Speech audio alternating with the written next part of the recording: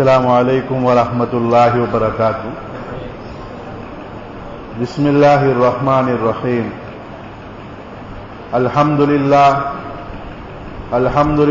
نحمده ونستعینه ونستغفره ونؤمن به ونتوکل علیہ ونعوذ باللہ من شرور انفسنا ومن سیئات اعمالنا من يهده الله فلا مضل له ومن يضلله فلا هادي له ونشهد أن لا إله إلا الله وحده لا شريك له ونشهد أن سيدنا وسندنا ومولانا محمد وبارك وسلم تسليما كثيرا كثيرا أما بعد أعوذ بالله من الشيطان الرجيم بسم الله الرحمن الرحيم اقرأ باسم ربك الذي خلق الإنسان من علق اقرأ وربك الأكرم الذي علم بالقلم علم الإنسان ما لم يعلم صدق اللہ العظیم۔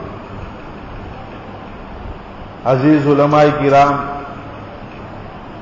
میرے طلباء اور میرے بھائیوں، مجھے جو باتیں کہنی تھی ہمارے معصوم بسے بچوں نے وہ سارے باتیں آپ لوگوں کو آسان سی زبان میں کہہ دیا ہے۔ اب ان باتوں کو تکرار کرنے کی کوئی ضرورت نہیں ہے، اور نہ بھی کوئی تقریر کرنے کا وقت ہے، اس لیے کہ بہت تاخیر بھی ہو چکی ہے۔ تو مختصر آپ لوگوں کے سامنے دو تین باتیں رکھ دیتا ہوں مذاکرے کے طور پر۔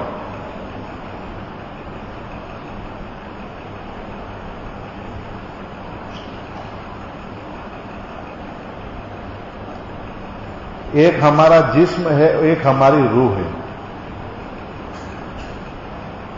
یہ دونوں چیزیں مل کر بنتا ہے انسان۔ جسم کی اللہ تعالیٰ نے غذا رکھی ہے اور روح کی بھی غذا رکھی ہے۔ جیسے ہمیں بھوک لگتی ہے، پیاس لگتی ہے، ہماری بہت سی جسمانی ضرورتیں ہیں، اسی طرح روح کی بہت سی ضرورتیں ہیں۔ جب انسان کی روح ختم ہو جاتی ہے تو وہ انسان نما جانور ہے۔ تو اللہ تعالیٰ نے دونوں چیزوں کی غذا کا انتظام کیا ہے۔ جسم کا غذا کا انتظام اللہ تعالیٰ نے زمین سے نکلنے والی چیزوں سے کیا ہے، اور روح کا غذا کا اللہ پاک نے انتظام جو کیا ہے وہ آسمانوں سے بھیجا ہے۔ یعنی روح کا تعلق آسمان سے ہے اور جسم کا تعلق مٹی سے ہے۔ تو جسم کی غذاؤں کا تعلق بھی مٹی سے ہے اور روح کی غذاؤں کی تعلق آسمان سے ہے۔ تو ابھی جو ہمارا یہ تعلیمی اجلاس ہوا اس میں یہ سمجھایا گیا ہے آپ لوگوں کو کہ آپ کی روح کو غذا کیسے ملے۔ یہ جو مدارس ہے، ہمارے مکاتب ہے، انسان بنانے کے لیے، ہماری روحوں کو تازگی دینے کے لیے، اور جس کو ہم اسکول کہتے ہیں، دنیاوی تعلیم کہتے ہیں، وہ ہماری دنیاوی ضرورتیں اور جسمانی ضرورتوں کو تکمیل کرتی ہے۔ جس کے پاس اسکول کی تعلیم، دنیاوی تعلیم کا انتظام ہوگا اور یہ مکاتب اور یہ روحانی تعلیم کا انتظام نہیں ہوگا تو وہ انسان نما جانور ہے۔ ہمارے دین میں، شریعت میں ہمارے علماء یہ منع نہیں کرتے کہ دنیاوی تعلیم حاصل نہ کرو، آپ کرو، لیکن روحانیت کے ساتھ۔ اس کی آسان آپ مثال سمجھیے کہ ایک آدمی ڈاکٹر بنتا ہے، اسکول میں پڑھا، اعلیٰ تعلیم حاصل کر کے وہ آیا، یہ کیوں پڑھا ہو کہ میں ڈاکٹر بنوں، میں روزی روزگار کماؤں اور میری ضرورتیں پوری ہوں، لیکن اس کی روحانیت نہیں بنی ہوئی ہے۔ تو وہ ڈاکٹر اتنا سنگ دل ہو جاتا ہے کہ ایک آدمی غریب سا ہے، تڑپ رہا ہے، موت اور حیات کی جنگ لڑ رہا ہے، ہم یہ کہتے ہیں، ہم تڑپ جاتے ہیں کہ کس طرح کا انسان ہے کہ اتنے محتاج، اتنے پریشان حال آدمی کے ساتھ یہ ڈاکٹر اچھا سلوک کیوں نہیں کرتا ہے؟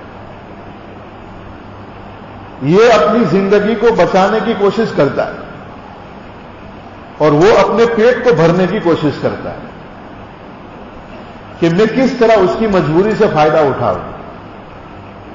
ہم سب جانتے ہیں کس طرح کے ڈاکٹر تیرم بازی کرتے ہیں ہمارے ساتھ. انہیں کوئی ہمدردی نہیں ہوتی ہے. ہم بچپن میں سنتے ہیں کہ بھوت ہوتا ہے, ہمارے ماں باپ کہتے ہیں اور آپ کو بھی کہتے ہیں بھوت آئے گا بیٹا سو جا. یہ بھوت کیا ہوتا ہے؟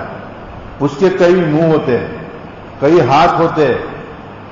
آج کے زمانے کے بھوت وہی ڈاکٹر ہیں. سونوگرافی میں بھی کمیشن, سی ٹی اسکین میں بھی کمیشن, ایم آر آئی میں بھی کمیشن, ساری جگہ سے. دوائی بنانے والا بھی ڈاکٹر کے پاس آتا ہے, کمپنی والے کے ساتھ ہم آپ کو ہاسپٹل بنا دیں گے, آپ کو مکان بنا دیں گے, اتنے سال ہماری دوائی لکھیے. اب اس دوائی بنانے والے کو کوئی پرواہ نہیں ہے اور ڈاکٹر کو پتا ہے کہ یہ غیر معیاری دوا ہے, لیکن اس کو اپنی جسم کی ضرورت پوری کرنی ہے.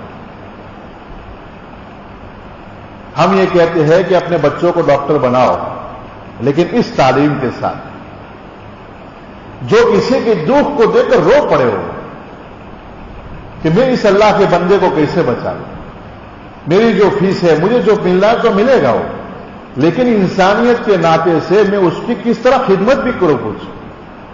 یہ جذبہ اس کی روح کو زندہ ہوئے بغیر نہیں ہو سکتا ہے. انجینئر بنیے آپ, مکان کے ڈیزائن کرنے والے انجینئر کس طرح لوگوں کو دھوکہ دیتے ہیں, لیکن اگر اس کے اندر روح زندہ ہوگی اور دینی تعلیم ہوگی وہ ہمدردی کرے گا کہ آپ یوں کریں گے تو آپ کا اتنا بجٹ کم ہو جائے گا, آپ کی یہ سہولت ہو جائے گی. ہر چیز کا علم حاصل کرے میرے بھائیو, اپنے بچوں کو اعلیٰ سے اعلیٰ تعلیم دیا, لیکن دین کے ساتھ نہیں دیں گے تو آپ کی اولاد پیسہ تو بنا لے گی لیکن اپنا دین گوا دے گی, اپنے آخرت کو برباد کر دے گی. اس لیے میرے عزیز اور میرے بھائیوں, اس زمانے میں تو اب ہماری ذمہ داری دوہری ہو گئی ہے کہ ہم اپنے بچوں کی روحانیت اور ایمانیات پر محنت کریں. خاص کر کے 3 چیزوں پہ بہت فوکس کرنے کی ضرورت ہے, کیونکہ اس وقت ہمیں جن لوگوں کا سامنا ہے وہ دہریہ قسم کے لوگ ہیں, جن کا کوئی آخرت پر ایمان نہیں ہے. وہ بار بار اس دنیاوی تعلیم سے یہ بات سمجھاتے ہیں کلاس میں, بچوں تم محنت کرو. سر کیوں محنت کریں؟ کہ آپ ڈاکٹر بن جاؤں گے, آپ بڑے بزنس مین ہو جاؤں گے, آپ وکیل ہو جاؤں گے, آپ اتنا پیسہ کماؤں گے, آپ کو یوں کرنا ہے. اور اسے کہیں گے دیکھو بیٹا یہ دنیا میں جو کچھ بھی کرنا ہے اپنے لیے کرو, اس کے بعد کچھ نہیں ہے. اس لیے آپ اپنی فکر کرو, اپنی سیلفش بنو. یہ دنیا میں جو خواہش پوری کرنی کر لو, اس کے بعد کچھ نہیں ہے. یعنی آخرت کا انکار, اللہ کا انکار, 2 چیزیں پڑھائی جا رہی ہے کہ آپ کی ذات اور اس دنیا میں جو کچھ بھی کرنا ہے کر لو, پھر کچھ موقع نہیں ہے. پڑھایا جائے کہ نہیں پڑھایا جائے؟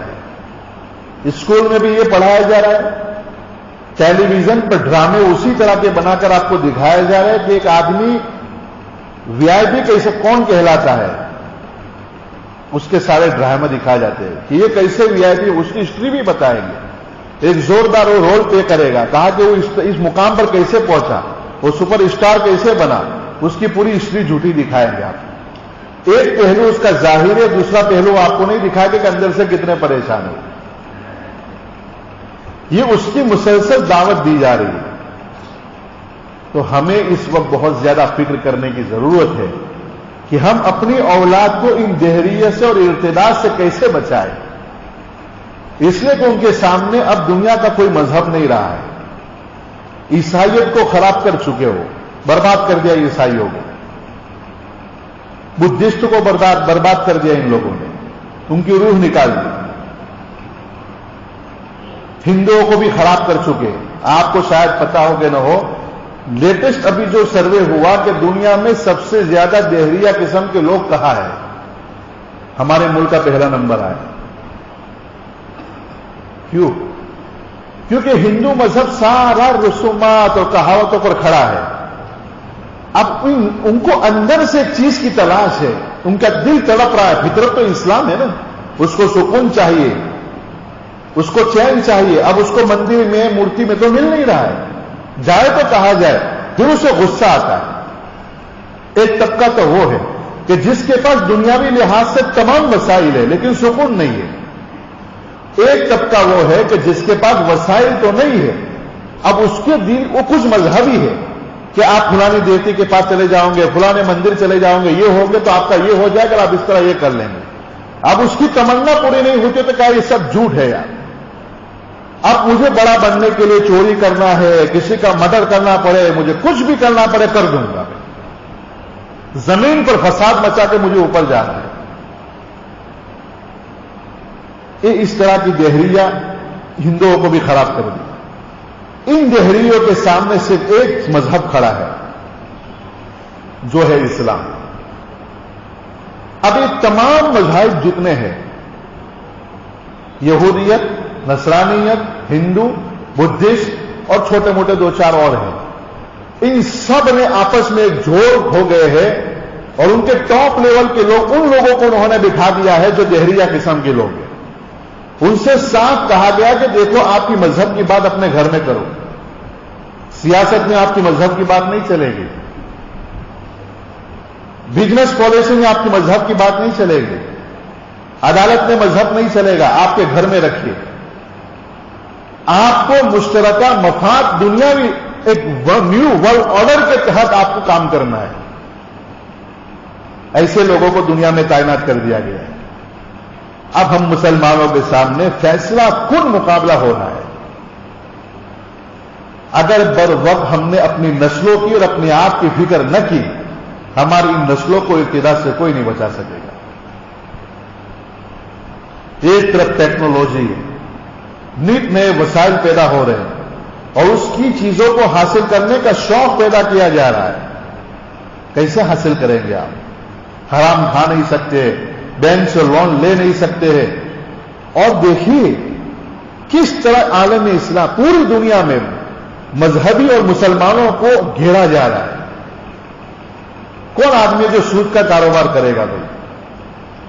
لیکن انہوں نے پالیسی تیار کری کہ مسلمان اگر سود کا کاروبار کرنے کے لیے تیار نہیں ہے تو نیک نئے وسائل کے ذریعے ان کے دلوں میں, ان کی بیٹوں کے دلوں میں محبتیں پیدا کر دو اور کیش لیس کر دو.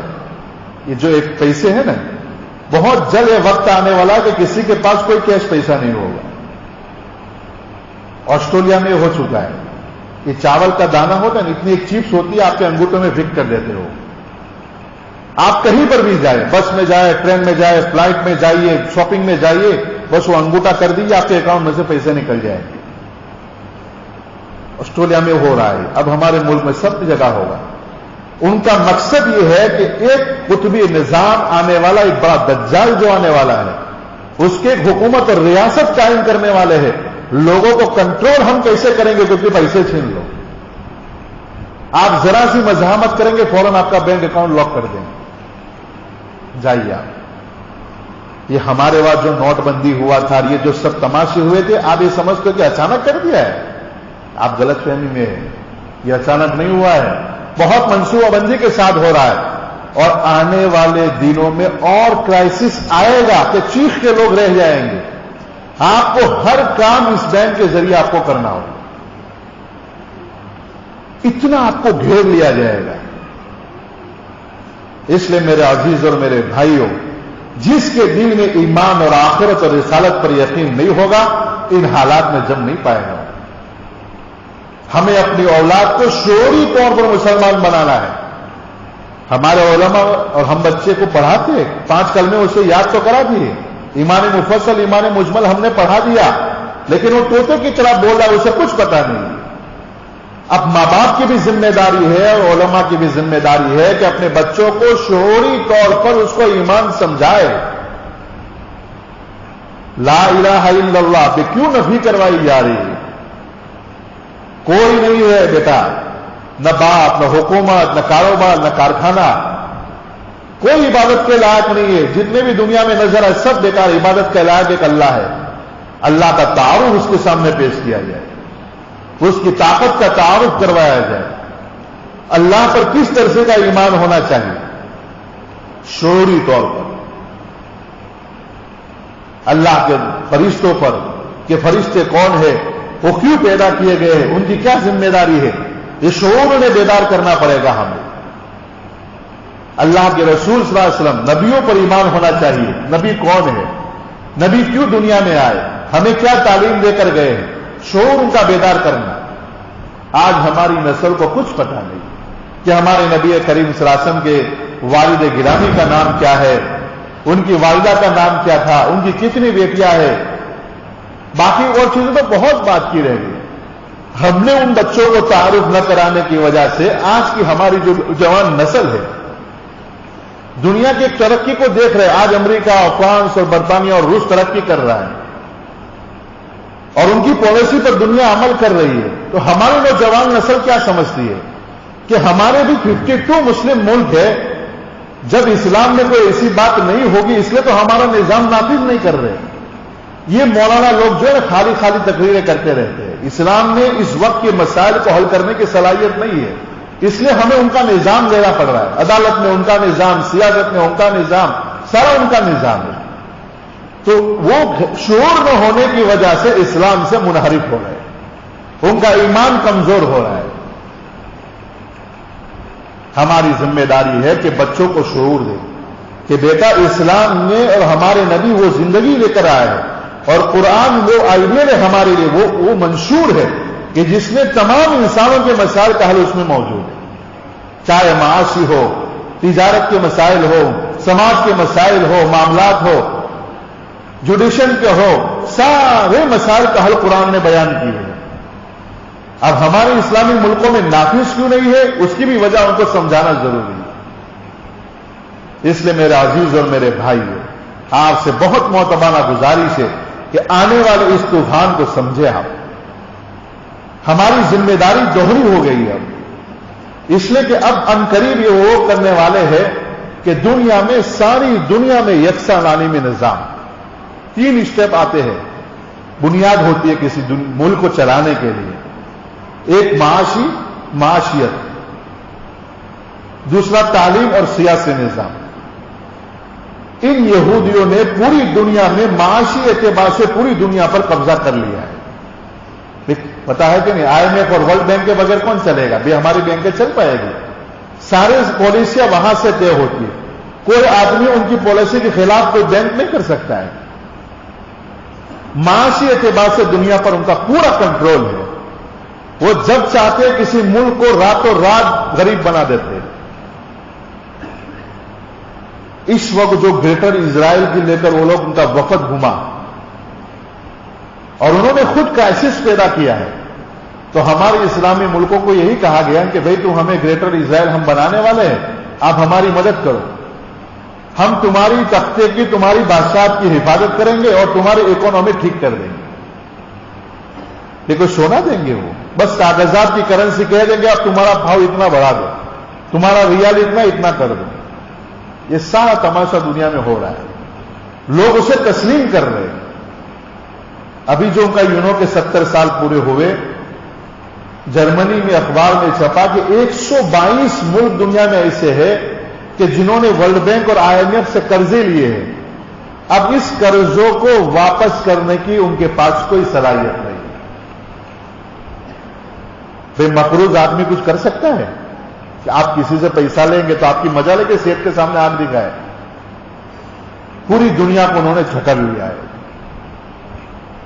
دوسرا اسٹیپ انہوں نے یہ لیا ہے کہ یکساں تعلیمی نظام پوری دنیا میں، اور سیاسی غلبہ معاشی غلبے کے ساتھ ساتھ ہے ہی ہے ان کا۔ جب وہ قرضہ دیتے ہیں تو اس کے ساتھ بہت سی شرطیں ہوتی ہیں، کبھی جا کے پڑھنا، کسی باشعور اور پڑھے لکھے آدمی کے پاس جا کے بیٹھنا کہ IMF سے ملک کے لوگ قرض لاتے ہیں تو قرض ایسے نہیں دے دیتے، وہ کچھ لکھواتے ہیں کہ آپ کے ملک میں CNG کا ریٹ یہ رہے گا، گیہوں کا ریٹ یہ رہے گا، چنے کی دال کا بھاؤ یہ رہے گا، فلانی جگہ پر آپ کے وہاں پیٹرول ہے آپ ڈیلنگ نہیں کر سکتے ہو، فلانے وہاں سونے کی کان ہے آپ نہیں کھدائی کر سکتے ہو۔ یہ سارے ایگریمنٹ ہوتے ہیں، آپ کو یہ کرنا ہے، یہ قانون پاس کرنا ہے، یہ کرنا ہے، یہ ساری چیزیں ہوتی ہیں۔ تو یہ کتنی حد تک ہم پہنچ چکے اور کتنی قریب ہے وہ دجال کے آنے کا وقت۔ ہمارے ملک میں یکساں تعلیم نظام کے ایجنڈے کے تحت یہ سول کوڈ آپ سنا تھا، کیا تھا؟ پوری دنیا میں ایک ہی سیاست، ایک ہی آدمی پاور میں ہو، باقی سب اس کے نیچے گورنر کی حیثیت سے کام کرنے والے، عدالت کا نظام ایک ہی، کوئی جاتی ناتی نہیں، سب کے ساتھ ایک ہی طرح کے قانون. اور یہ تعلیم کے لیے اس بی جے پی سرکار نے پورا سبجیکٹ تیار کر دیا ہے. وہ نافذ کرنے کی کوشش کی انہوں نے الیکشن سے پہلے، لیکن اس کے لیے بہت بڑے بجٹ کی ضرورت تھی ان کو، انہوں نے اس کو بھی پوسٹپون کر دیا. انہوں نے بہت ہارڈ سلیبس تیار کیا ہے کہ اسکول میں ہر اسکول کو، چاہے گرانٹیڈ ہو یا پرائیویٹ ہو، آپ اپنا نصاب نہیں پڑھا سکتے ہو، آپ کو وہی نصاب پڑھانا ہے. اور اتنا شیڈول ٹائٹ ہے کہ کوئی بھی مذہبی آدمی اس بچے کو دینی تعلیم دینے کا وقت اس کے پاس نہیں رہے گا. 8 بجے اسکول جائے گا، رکھیں گے یہی ٹائم رکھیں گے، 4 بجے آئے گا، اتنا ہوم ورک ہارڈ ہوگا کہ بچوں کو ٹیوشن کرنا پڑے گا، ٹیوشن کرنے کے بعد گھر پر آئے گا، اس کو خود لکھنا پڑھنا ہوگا، کیا دین کی تعلیم حاصل کرے گا. اور اس میں یہ بات بھی ہے کہ کوئی پرائیویٹ اسکول کا آدمی اور ٹیچر اپنی مذہب کی محبت کے خاطر بچوں کو کوئی مذہب کی تعلیم دے گا، اگر کسی نے کمپلین کر دیا تو اس کو جیل جانا پڑے گا. یہ ہوگا الیکشن کے بعد.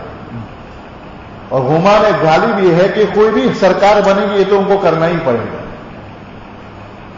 اس لیے میرے عزیز اور میرے بھائیوں، یہ بات آپ کے لیے سمجھنے کے لیے کافی ہے کہ آئندہ میرے اور آپ کے ساتھ، میری نسل کے ساتھ کیا ہونے والا ہے. اس لیے میرے عزیزوں، آپ سے بہت معتبانہ گزارش ہے کہ اپنی مصروفیات میں سے تھوڑا وقت نکال کر اپنے بچوں کو وقت دیجیے، ان کی ذہن سازی کیجیے، ان کو ایمانیات اور رسالت اور آخرت پر کا ایمان مستحکم کیجیے. اور آپ اگر ہم یہ سوچتے کہ ہم کچھ احتجاج کر لیں گے، کوئی ہماری بات نہیں سنے گا. اب انہوں نے آخری تیاری کر لی ہے کہ ہمیں ہر حال میں دنیا میں نیو ورلڈ آرڈر کو نافذ کرنا ہے، گریٹر اسرائیل کو بنانا ہے. وہ گنتے کے دن ہے. ابھی یہ خبریں آ رہی ہے کہ جو بیت المقدس ہے، تابوت سکینہ وہ ڈھونڈتے ہیں یہودی لوگ، جو داؤد علیہ السلام اور سلیمان علیہ السلام کے پاس رہتا تھا. ابھی لیٹسٹ یہ خبریں آ رہی ہے کہ ان کو مل گیا ہے. اس میں وہ کہتے ہیں کہ وہ تابوت جس جگہ پر رہتا ہے، یعنی وہ لوگ ساتھ میں رکھتے تھے تو آدمی کی یعنی فوج کی شکست نہیں ہوتی. اب وہ لوگ ان کی پیشن گوئیوں کے مطابق وہاں پر بیت المقدس کو گرا کر ٹیمپل سلیمانی بنانے والے.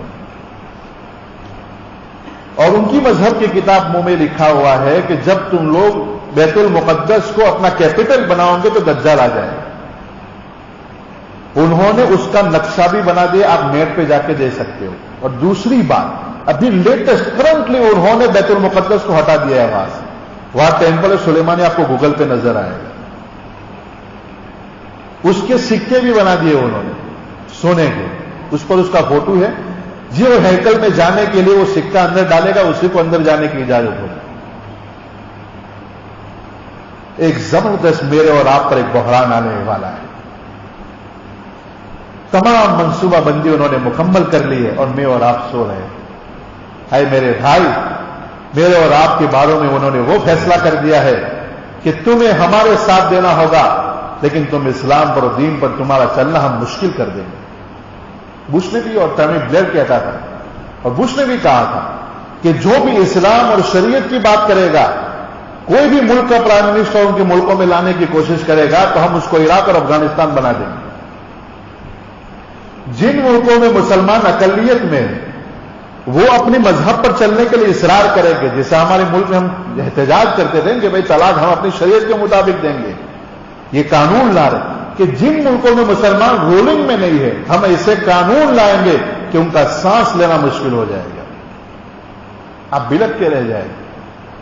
آ رہے ہیں اسٹیپ بائی اسٹیپ سارے قانون. اگر تم نہیں مانو گے تو ہم طاقت کا استعمال کریں.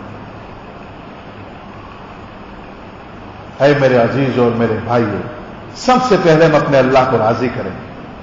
آپ کچھ بھی کر لیں، ہمارے پاس ایک راستے کے علاوہ کوئی راستہ نہیں. اگر تم مرتد بھی ہو جاؤ گے وہ تمہیں ایکسپٹ نہیں کریں گے, پھر بھی تمہیں مار دیں گے. اس سے بہتر ہے کہ ہم اپنی نسلوں کے ساتھ پورے اعتماد کے ساتھ دین پر جم جائیں کہ ہم بھوکے رہ سکتے ہیں, ہم اپنی اولاد کو جاہل رکھ سکتے ہیں, دین کے بغیر نہیں رکھیں گے. یہ ہمیں عزم کرنے کا وقت آ گیا ہے.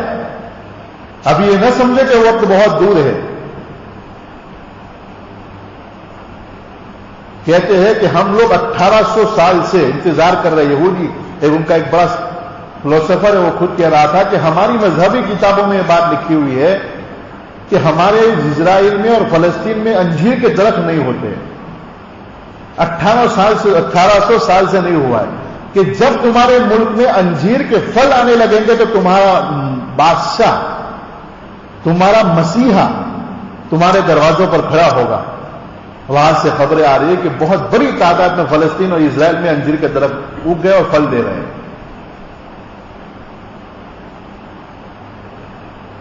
اور ہمارے جاہل اور فاسق اور فاجر قسم کے ہمارے حکمران, اللہ امت کو ایسے لوگوں سے نجات دے جنہوں نے دستخط کر دی ہے کہ آپ کریے, گرا دیجیے بیت المقدس کو, ہماری حکومت بچائیے. اب وہ تو کچھ نہیں کریں گے, لیکن غیرت اور حمیت رکھنے والے قوم اور مسلمان کو کیا کرے گی؟ اٹھ کھڑے ہوں گے. وہ جو بات کہی گئی تھی کہ ایسی جنگیں ہوگی, اتنا خون خرابہ ہوگا کہ ایک پرندہ اڑے گا, اڑتے اڑتے اڑتا اڑتا رہے گا, اس کو زمین پر اترنے کی کوئی جگہ نہیں ہوگی. جب وہ تھک کر گرے گا تو وہ بھی لاش پر گرے گا. یہ وقت آ چکا ہے. بڑی بڑے منصوبے بن چکے ہوں گے کہ ہمیں بہت بڑی جنگ کرنی ہے, اور وہ بھی مشرق وسطیٰ میں کرنی ہے تاکہ ہماری یورپ وہاں پر نقصان نہ ہو. آگ کی بھٹی بنانے کی پلاننگ ہے.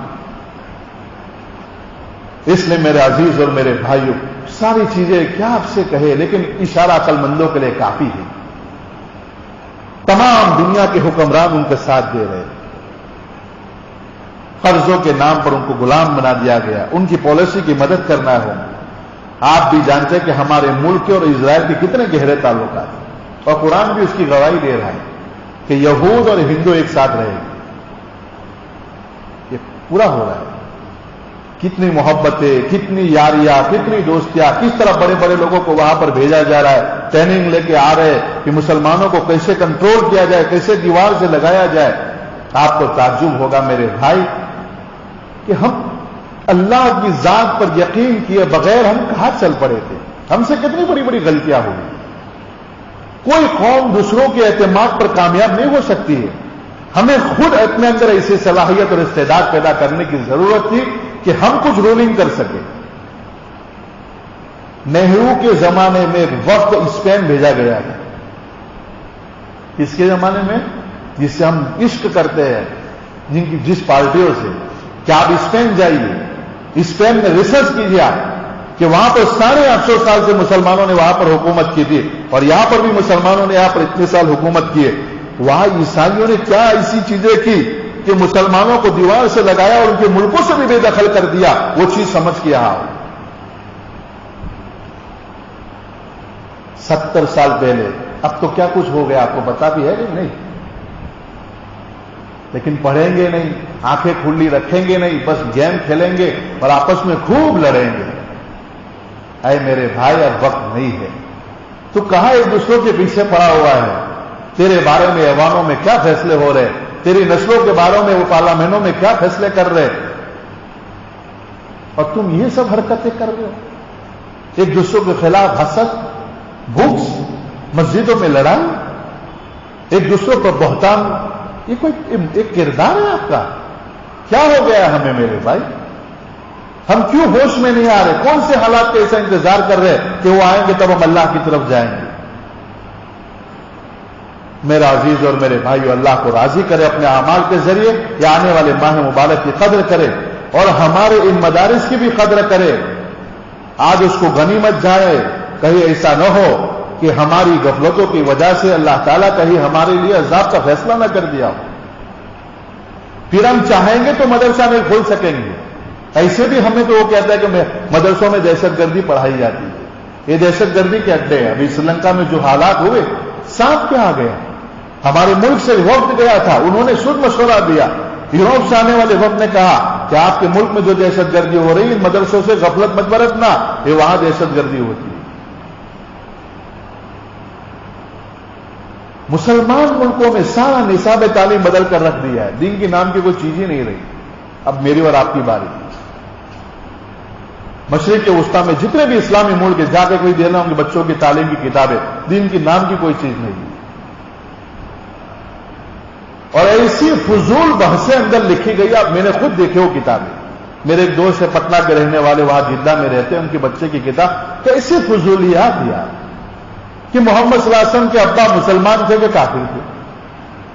اب بتائیے کیا کہیں گے؟ ایسی اس میں بحثیں شک و شبہات میں مبتلا کرنے کی والی باتیں ان کے بچوں کو پڑھائی جا رہی. اتنی موٹی کتاب آپ کو نظر آئے گی، اندر مشکل سے 30-35 حدیثیں ہوگی، وہ بھی اخلاق اچھے بناؤ، ہنس کے ملو، اچھی طرح بیٹھو، معاملے کا، اس طرح کی باتیں. اور کارٹون، وہ نسلوں کی نسلیں ہماری جاہل وہاں سے نکل رہی. میرے اور آپ کے ساتھ بھی ہوگا یہ. انہوں نے فیصلہ کیا ہے اور اپنے منصوبے میں وہ کوشش کریں گے. تو میری بھی آپ کی ذمہ داری ہے کہ ہم بھی اپنی ذمہ داری کو ادا کریں، ہم بھی کوشش کریں اپنے دین کی حفاظت کے لیے. جب ہم کوشش کریں گے تو اللہ تعالیٰ اسباب مہیا کر دے گا ہماری. لیکن ہم کوشش ہی نہیں کریں گے تو اللہ کیسے ہماری مدد کرے گا؟ دنیا دار الاسباب ہے، اسباب اختیار کرنے پڑیں گے، کوشش ہمیں کرنی پڑے گی، فکر کرنی پڑے گی، سنجیدگی لانی پڑے گی، تو اللہ ہمارے لیے راستے کھولے گا. اس لیے ان مدارس کی قدر کرو، ان مسجدوں کی قدر کریں، ہم اس کو مضبوط بنائیں، اپنے بچوں کو اہتمام کے ساتھ وہاں پر بھیجو اور اس کی اہمیت بتلائیں. اگر خالص دنیاوی تعلیم دیتے رہے تو یہ نسلیں ہمارے ہاتھ سے چلی جائے گی. اور وہاں سے جو اثرات لے کر جائیں گے، میں خود دیکھتا رہتا ہوں ہماری جو نوجوان آج نسل ہے، جس کے 19, 20, 22, 23, 25 سال کے نوجوان ہیں، اکثر ڈپریشن کے شکار ہے. اس کی وجہ ایک دوست اس کا مالدار ہے، اس کے پاس اچھا بزنس ہے، اچھی گاڑی ہے، اچھا موبائل ہے، اس کی لائف اسٹائل ہے. اب اس کے پاس کچھ نہیں ہے. اب وہ سوچتا رہتا ہے، ارے یار اس کے پاس ہی ہے، اس کے پاس ایسی، میرے پاس بھی گاڑی ہونی چاہیے، میرے باپ کے پاس کچھ ہے نہیں. تو کبھی اس کے باپ پر غصہ، کبھی اس کی ماں پر غصہ، کبھی اس کی دادا کو گالی دے گا کہ ساری زمینیں بیچ کھائی اور میرے ہاتھ میں کچھ نہیں آیا. سوچتے سوچتے وہ ڈپریشن میں چلا جاتا ہے. لیکن اگر ماں باپ اس کی چہرے کی کیفیت کو محسوس کر کے اس کو بٹھاتے کہ بیٹا ہماری چھوٹی سی جھونپڑی ہے، دیکھو بیٹا یہ دنیا ہے، یہ 5 انگلیاں برابر نہیں ہے، رزق تقدیر پر بیٹا ملا کرتا ہے. اے بیٹا خیر بھی اللہ کی طرف سے آتی ہے، شر بھی اللہ کی طرف سے آتی ہے. اے بیٹا ان چھوٹی سی چیزوں کی ناقدری نہ کرے. اے بیٹا بہت سے میرے اور آپ جیسے انسان روڈ پر رہتے ہیں، جن کے پاس چھت بھی نہیں ہے اور روز کماتے، روز کھانا کھاتے، اگر ایک دن مزدوری نہ کرے تو بھوکے رہ جائے. اے بیٹا شکر ادا کرو، تم شکر ادا کرو گے اللہ تمہاری روزی میں برکت دے گا. لیکن ہمیں توفیق نہیں ہوتی. عجیب ماحول، بچہ گھر میں آئے تو باپ روم میں چلا جاتا ہے، باپ گھر میں انٹر ہوتا تو بچہ باہر نکل جاتا ہے. کوئی کمبینیشن ہی نہیں ہے. پھر کیا ہوگا؟ پھر یہ اولاد ایک وقت آئے گا کہ آپ کے گریبان پکڑے گی اور آپ کے سامنے کفری اور شرک ہے بولے گی وہ، اور کہے گی کہ یا تو ہمارے لیے لائف اسٹائل اچھی کیجیے، ہمارے لیے بزنس کا انتظام کیجیے، ورنہ ہم کو آج سے تمہارے دین کو چھوڑ دیں گے، تمہارا اللہ ایسا، تمہارا نبی ایسا، تمہارا دین ایسا. اور کر رہے لوگ. ایسی خبریں موصول ہو رہی ہیں کہ صرف مال کی بنیاد پر ہماری لڑکیاں کیوں جا رہی ہیں. کہنے والوں نے کہا جب اس بچے کو سمجھانے لگے کہ بیٹا آخرت، اللہ، رسول، کہا کہ سب بات کی بات ہے، کس نے دیکھا مرنے کے بعد کون کیا ہے. میں نے تو بڑے گھر میں شادی کی ہے، اس کے پاس انووا ہے، اس کے پاس ایک شاندار مکان ہے، اس کے پاس بزنس ہے، یہ ہے وہ ہے، میری لائف اسٹائل وہاں اچھی ہے، میرے گھر میں اور میرے خاندان کا کیا ہے اس میں؟ اور میرے پاس جو ایجوکیشن ہے وہ لڑکا مسلمانوں میں ہے نہیں، مسلمان تو جاہل کون ہے؟ یہ الفاظ ہے. روتے ہوئے ماں باپ واپس آ گئے. اے میرے بھائیوں ہمیں فکر کی ضرورت ہے. کل ہی کا واقعہ مغرب کے بعد بیٹھا تو فون آ رہا ہے، مولانا صاحب کہاں ہو؟ میں نے کہا میں دکان پہ ہوں. آئیے تو کھانے. میں نے کہا کیا ہوا؟ کہ ایک مسلمان لڑکی یو پی کی غیر مسلم لڑکے کے ساتھ چلی گئی ہے اور وہ لوگ آپ کو ملنا چاہتے ہیں, ان کے ماں باپ.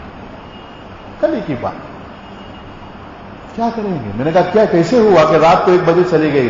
تو کہیں وہ دوسرا اس کے ساتھ بیٹھا کہ کہیں نکلتی نہیں تھی. میں نے کہا ہو سکتا ہے, موبائل دیا تھا کہ نہیں, کہ موبائل کا کمال ہے. 18 سال کی لڑکی ہے, چلی گئی. کیا کریں گے آپ؟ اب رو رہے. اس کی ماں کرے زہر پی جاؤں گا. پھر کیا مطلب ہے زہر پی کے؟ تم نے اپنی نسلوں کی فکر نہیں کی, ان کو تم نے دین دیا نہیں, ان کی تربیت نہیں کی, ان کو وقت نہیں دیا, تو انجام تو یہی آنا ہے نا.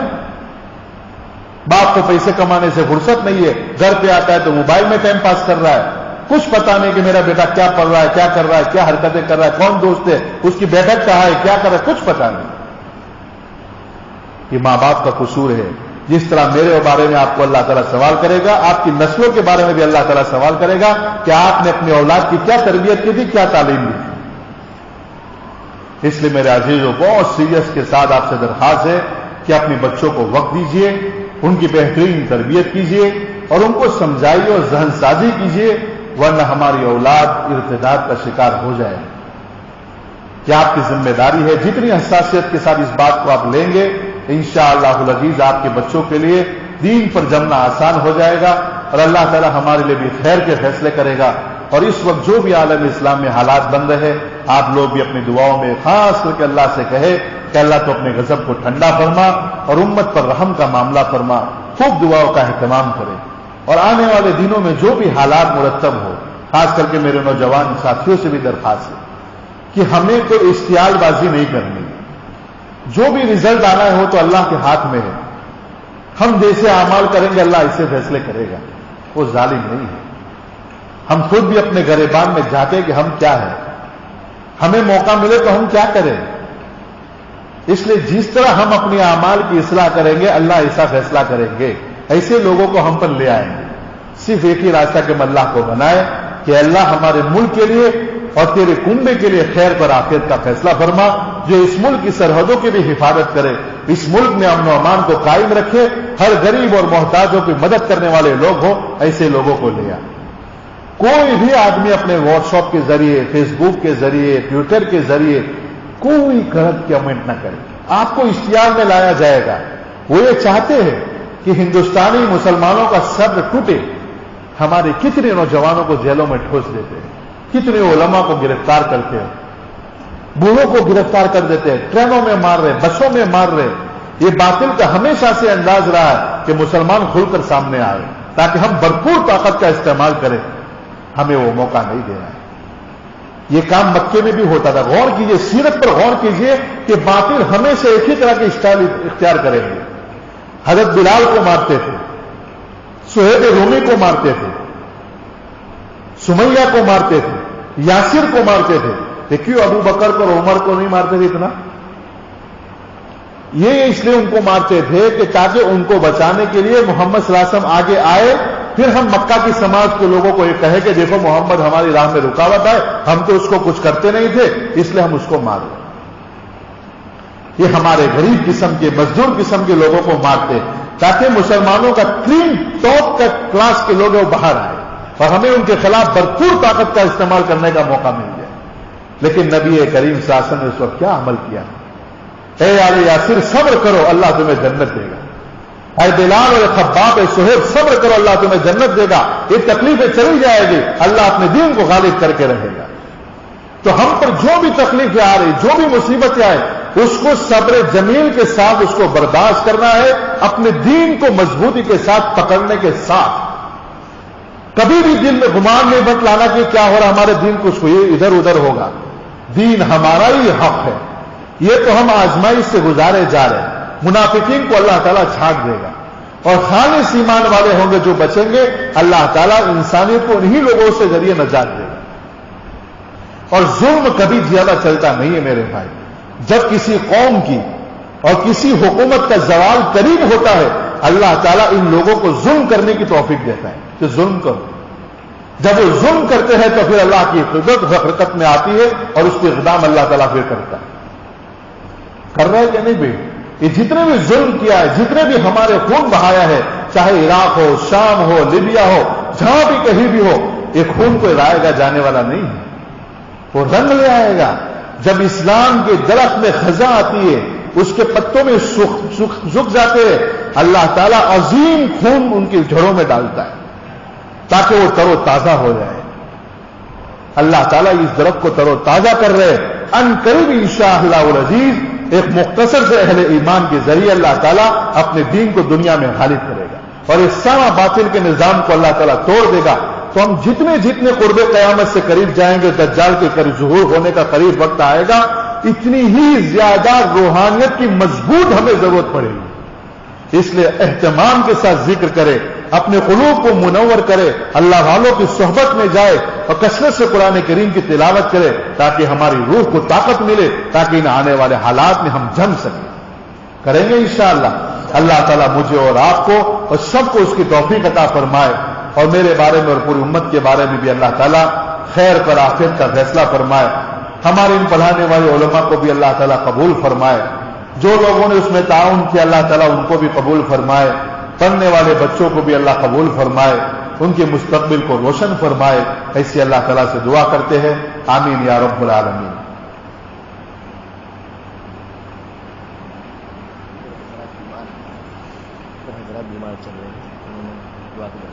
بھی کچھ احباب ہمارے بھائی بہنیں بیمار ہیں، ان کے لیے بھی دعا فرمائے، اللہ تعالیٰ ان کے لیے صحت اور عافیت کا فیصلہ فرمائے اور ان کے ساتھ خیر کا فیصلہ فرمائے۔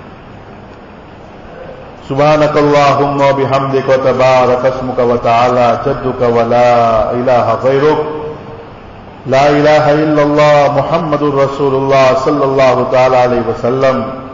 یا اکرم الاکرمین، یا اول الاولین، یا آخر الآخرین، یا حنان یا منان۔ اے زمین و آسمان کو بنانے والے اللہ، اے عرش فرش کو بنانے والے اللہ، تو ہمارے گناہوں کو معاف فرما دے، ہمارے خطاؤں کو درگزر فرما دے۔ اے میرے مولا، ہمارے گناہ زمینوں کے ذروں سے زیادہ، سمندر کے قطروں سے زیادہ، درخت کے پتوں سے زیادہ، اے مولا کریم تو اپنے کرم سے معاف کر دے، تیرے علاوہ ہمیں معاف کرنے والا کوئی نہیں ہے۔ اے میرے مولا، ہم اقرار مجرم ہے، سارے دنیا سے ٹھکرائے ہوئے عاجز اور مسکین بن کر تیرے دربار میں حاضر ہے۔ اللہ تو ہماری توبہ کو قبول فرما دے۔ اے میرے مولا، ہم نے اپنی نافرمانیوں کے ذریعے ہم نے تیری غضب کو دعوت دی اور اسی وجہ سے ہم مصیبتوں میں گرفتار ہوئے۔ یا اللہ، ان حالات سے نکالنے والا تیرے علاوہ کوئی نہیں ہے، نہ ہمیں کوئی ملک کے حکمران بچا سکتا ہے، نہ کوئی بادشاہ بچا سکتا ہے۔ اے میرے مولا، ہم اتنی مصیبت میں پھنسے ہوئے ہیں، ایک طرف سے ظالم کی یلغار ہے، دوسری طرف مہنگائی کی یلغار ہے، دوسری طرف بدامنی کا شکار ہے۔ اے میرے مولا، اتنی بڑی مصیبت تیرے علاوہ کوئی نہیں ہٹا سکتا ہے۔ اللہ تو ہماری مدد فرما، ہماری نصرت فرما میرے مولا، عراق کے مسلمانوں کی مدد فرما۔ اے میرے مولا، بہت پریشان ہے وہ لوگ، اللہ تو ان کی بھرپور مدد فرما۔ اے میرے مولا، وہ بے یار و مددگار ہے۔ اے کریم آقا، ان کے پاس پین کلیئر دوائیاں بھی نہیں ہے۔ اے میرے مولا، ان کے بچوں کو پلانے کے لیے دودھ کی بوتل بھی نہیں ہے۔ اے میرے مولا، چھوٹے چھوٹے معصوم بچے مچھلی کی طرح تڑپ تڑپ کر ان کی ماؤں کی گودوں میں جان دے رہے ہیں۔ اے میرے مولا، تو قبول فرما دے، اللہ تو ان کی مدد فرما دے۔ اے میرے مولا، ان پر رحم فرما دے۔ لاکھوں ہمارے جوان شہید ہو گئے، میرے مولا، ان کی لاشوں کو دفناتے دفناتے ہمارے ہاتھ بھی ختم ہو گئے۔ میرے مولا، ہماری ہمتوں نے بھی جواب دے دیا۔ اے کریم آقا، تو ہم پہ رحم کر دے۔ لاکھوں کی تعداد میں بچے اور مرد عورتیں زخمی ہے، علاج کا کوئی انتظام نہیں ہے۔ اللہ ان کی زخموں کو مندمیل فرما دے۔ اللہ شام کے مسلمانوں کی مدد فرما۔ اے اللہ، وہ بڑی مبارک سرزمین ہے جہاں پر 70,000 انبیاء علیہ السلام مدفون ہے۔ اے میرے مولا، ان مبارک سرزمین پر بسنے والے ہمارے ان بھائیوں کی مدد فرما، نصرت فرما۔ اے میرے مولا، آج اپنا سر چھپانے کے لیے ان کے پاس چھت بھی نہیں ہے۔ اے اللہ، 1-2-3 لوگوں کا مسئلہ ہوتا تو ہم مدد بھی کر دیتے۔ اے میرے مولا، 1 کروڑ سے زیادہ مسلمان کیمپوں میں ہے۔ اے میرے مولا، نہ گرمی اور ٹھنڈی سے بچنے کا سامان ہے۔ اے میرے مولا، تو ان کی مدد کر دے۔ اے اللہ، 1 روٹی کے 4 ٹکڑے کیے جا رہے ہیں، پیٹ بھر انہیں کھانا بھی نہیں مل رہا ہے۔ اے کریم آقا، تو ان ہمارے بھائیوں پہ رحم کر دے۔ اے میرے مولا ہماری بھائیوں پہ رحم کر دے. ہزاروں ہماری بہنیں غائب ہیں میرے مولا, ان کا کوئی اتا پتہ نہیں کہ وہ کہاں گئے, وہ ظالم انہیں اٹھا کر لے گئے میرے مولا. ہماری بہنوں کے ساتھ کیا سلوک ہوتا ہوگا. اے کریم تو کرم کر دے, ہماری بہنوں کو واپس لوٹا دے, ہماری بہنوں کو واپس لوٹا دے. ہے میرے مولا یہ ہماری نادانیاں ہے میرے مولا کہ ہم تیرے دین کو اپنی زندگیوں میں بھی نہ اپنایا, نہ اپنے ملکوں میں نافذ کیا. آج اسی وجہ سے ظالم کی الغار ہے میرے مولا. اب تو مہربانی کر دے. اے اللہ ہمارا اتنا ہی خون قبول فرما لے, ہماری اتنی ہی لاشوں کو قبول فرما دے. اے میرے مولا اپنے غضب کو ٹھنڈا کر لے. اے میرے مولا غزہ کے مسلمانوں کی مدد فرما. آج مسجد اقصی خطرے میں ہے. اے میرے مولا وہ کسی بھی وقت گرائی جا سکتی ہے, مثنوی زلزلوں کے ذریعے بھی گرا سکتے ہیں, یا طاقت کی بل بوتے پر بھی اسے شہید کر سکتے ہیں. اے میرے مولا ہماری زندگی کا بڑا بدبخت کیا دن ہوگا کہ ہمارے کان اس کی خبریں سن رہے ہوں گے. اے میرے مولا تو اس کی حفاظت فرما, ان کے تمام منصوبوں کو ناکام فرما, ان کی مکاریوں کو ان کی طرف لوٹا دے میرے مولا. اور جو مجاہدین اس کی حفاظت کے لیے سر و تن بن کی دازی لگا رہے ہیں, اللہ ان کے قدموں کو جما دے. اللہ تو ان کی بھرپور مدد فرما دے, ان کی نصرت فرما دے. یا اللہ وہ بھوکے ہیں میرے مولا, پیٹ پہ پتھر باندھنے والی کیفیت ان پر بھی ہے میرے مولا. صحابوں کو تکلیف پہنچتی تھی میرے کریم آقا, میرے نبی کے پاس چلے جاتے تھے, میرا نبی انہیں تسلی دیتا تھا, انہیں سکون مل جایا کرتا تھا. ہے میرے مولا آج ہمیں اور اس امت کو تسلی دینے والا کوئی نہیں ہے میرے مولا. سارے جہانوں میں جس کے پاس بھی جاتے ہیں وہ دکھی نظر آتا ہے. ہے میرے مولا تو ہمیں تجھے لینے کے لیے آئے ہیں, راہ دادی سے بھی زیادہ گزر چکی ہے, اتنا بڑا مجمع تیرے سامنے ہاتھ اٹھا کے رو رہا ہے. ہے میرے مولا تو ہماری مدد کا اعلان کر دے. میرے مولا ہماری مدد کا اعلان کر دے. تیرا کچھ نہیں بگڑے گا میرے مولا, ہم تجھے عزیزی کرتے ہیں, ہم تیرے سامنے ہاتھ جوڑتے میرے مولا. اے میرے مولا ہم تیرے پیر پکڑ لیتے سامنے ہوتا تو ہمیں معاف کر دے, ہماری مدد فرما دے. یا اللہ تیرے حبیب کی خوشی کے خاطر اس امت کی مدد کر دے. یا اللہ اس امت کے لیے میرے نبی نے بڑی بھوکیں برداشت کی, پیٹ کے پتھر باندھے, گھروں میں فاقے آئے, صحابہ اور صحابیات نے قربانیاں دی. ہے میرے مولا ان کی قربانیوں کا واسطہ اس امت کی مدد فرما دے. اس ظلم کی رات کو ختم فرما, اس فقر کی رات کو ختم فرما. اے اللہ تو ہماری مدد فرما. اے میرے کریم ان ظالموں نے تو ابھی ان کا خون پیتے پیتے ان کی بھوک مٹ نہیں رہی ہے. اے میرے مولا وہ بڑی بڑی جنگوں کی پلاننگ کر رہے ہیں. اے اللہ ان کے عزائم کو توڑ دے میرے مولا, اپنے کنبے کو بچا لے میرے مولا, اپنے کنبے کو بچا لے میرے مولا, اپنے کنبے کو بچا لے میرے مولا. ان فرعونوں سے نجات دے میرے مولا.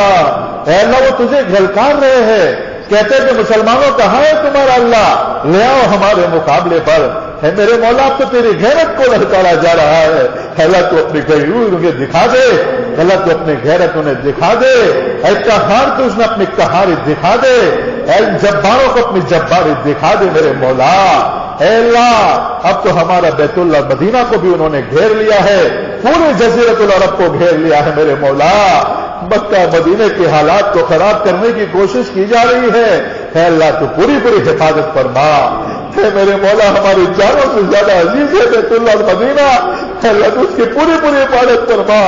کسی بھی وقت وہاں پہ راستے روک دیے جائیں گے میرے مولا, وہاں کا آنا جانا ہمارے لیے جاری اور ساری فرما.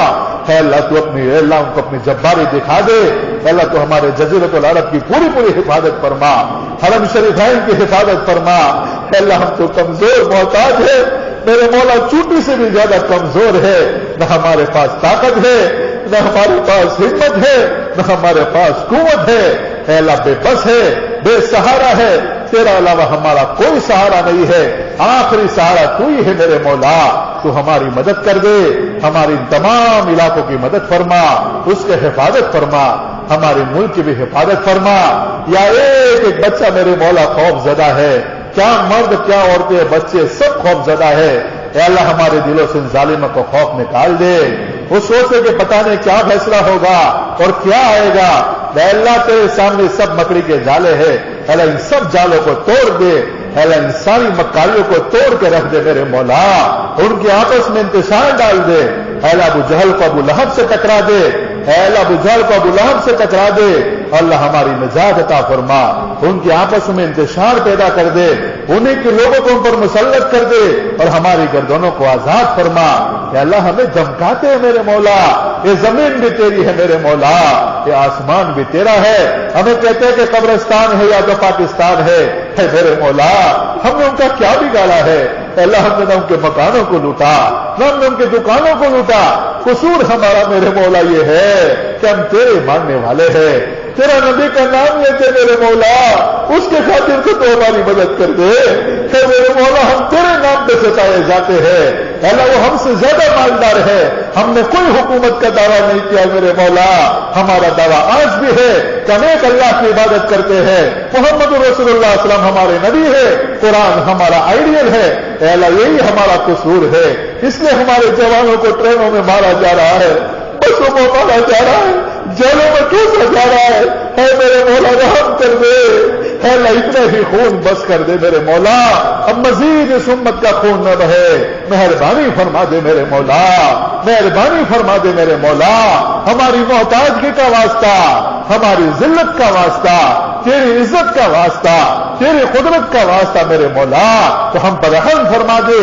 کرم فرما دے میرے مولا، ہماری دنیا بھی بنا دے، ہماری آخرت بھی بنا دے، آنے والے مہینہ میرے مولا آپ سے درخواست ہے، وہ ہمارا اس ماہ مبارک میں گڑبڑیاں کرنے ہی والے ہیں، وہ جنگ کرنے ہی والے ہیں، آپ سے درخواست ہے میرے مولا ہمارا رمضان خراب نہ ہو میرے مولا، تو ہماری بھرپور مدد فرما، ہر سال اس امت کا رمضان خراب ہوتا ہے میرے مولا، ہمارے تک لاشیں گرا دی جاتی ہے، ہمارے جنازے پر جنازے اٹھائے جاتے ہیں، اللہ اس رمضان کو عافیت سے امت کو گزارنے کے لیے اور مدد فرمانا، ان کے عزائم کو توڑ دینے مولا، تاکہ ہمارا رمضان عافیت سے بسر ہو، اور اللہ سے درخواست ہے کہ شوال کا چاند نکل رہا ہو اور ہمارے لیے اعلان ہو رہا ہو کہ تو نے اللہ عزت کے فیصلے فرما دیے، دین کے ہدایت کے فیصلے فرما دیے، اور اس امت کے عروج کے فیصلے فرما لیے، اللہ اسے غیر شکل شور کا پیدا فرمانا، اللہ اس سال کے حرم شریفین کی دعاؤں کو قبول فرمانا، اللہ 30 لاکھ کا مجمع حاضر ہو چکا ہے،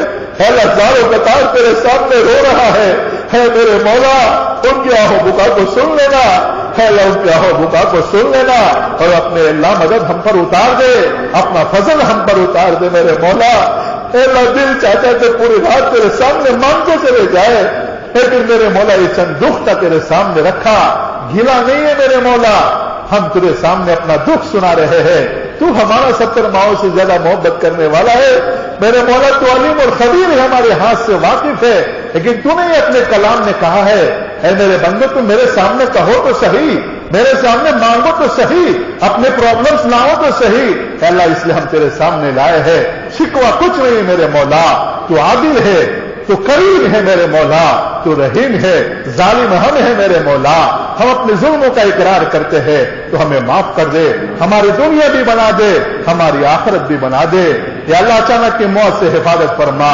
اے اللہ کرنے والی موت عطا فرمانا، اے اللہ عزت والی موت عطا فرمانا، آسمان سے فرشتے اتر رہے ہو، ہمیں جنت کی خوشخبری سنائی جا رہی ہو، اس حال میں دنیا سے جا رہے ہو، محبت کا دعویٰ کرنے والی اولاد قبر میں سلا کر چلی جائے گی، ہمارا کوئی یار و مددگار نہیں ہوگا، ہے میرے مولا اس وقت تو ہمارا ساتھی بن جانا، ہمارے قبر کو منتہائی نظر تک وسیل کو شادہ کر دینا، جنت سے بستروں کا انتظام کر دینا، سوال و جواب کو آسان کر دینا، اللہ میدان محشر میں عرش عظیم کا سایہ عطا فرمانا، میرے نبی کی شفاعت عطا فرمانا، ان کے ہاتھ سے حوض کوثر عطا فرمانا، اور اے اللہ جنت الفردوس میں ان کو داخلہ نصیب فرمانا، اے اللہ جس فضل و کرم کے ساتھ تو نے ہمیں یہاں پر جمع فرمایا ہے، اسی فضل و کرم کے ساتھ جنت الفردوس میں بھی جمع فرمانا، اسی فضل و کرم کے ساتھ تیرے دیدار کے لیے بھی جمع فرمانا، اے اللہ آنے والے مجمع کو قبول فرما، اے اللہ بہت سے تیرے بندے ایسی پریشانی میں مبتلا ہے